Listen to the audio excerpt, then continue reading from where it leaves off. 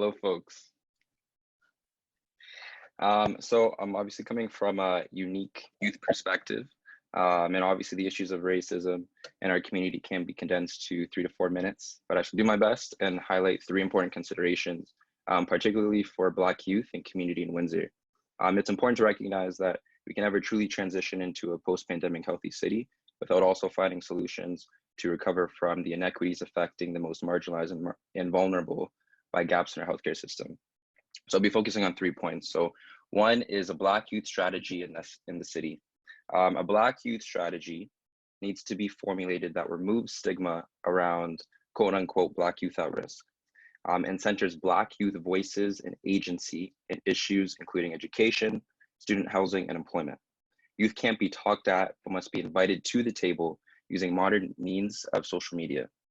Black youth must be put in positions to lead from the front and provided the resources to make the change they wish to see on issues today, rather than get wrapped in things like task forces that set their sights several years down the line.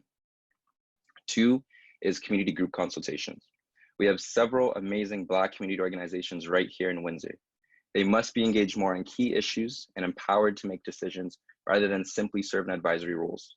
They must have decision-making roles in community services, including mental health, housing, policing, and the criminal justice system, while recognizing that the latter is a broader provincial issue.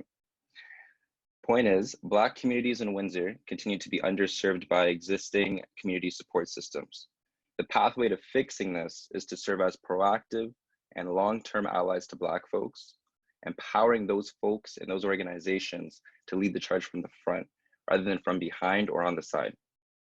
The third is Black youth and local education. So in a post-secondary campus context, Windsor has among the most Black students per capita in the province. Yet Black, Indigenous, and other students of color are more likely to face academic discipline than their white counterparts. We're not represented in faculty ranks, staff positions, or senior administrative roles.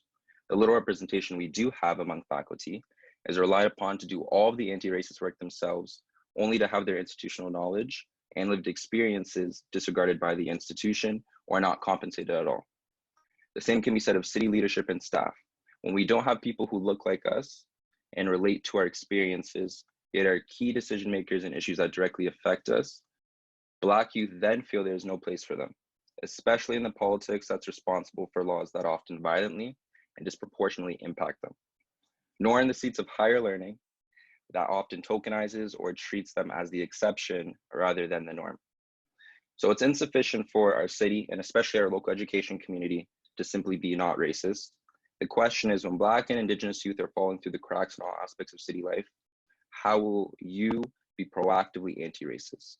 We're past the point of acknowledging that systemic racism and discrimination pervades every fabric of our community, from education to healthcare. The data and evidence is already there, so we know it exists. Now the institutions, organizations, and businesses in our city must drop the buzzwords, drop the PR statements, and instead focus on meaningful, sustainable steps that take this from protest to policy. Not tomorrow, not in next year's budget. The movement, the Black Lives Matter movement specifically, has been here for generations. And so incrementalism this time won't cut it. Now is the moment for us to invest our dollars, our resources, and our actions in the health, safety, and education of Black people.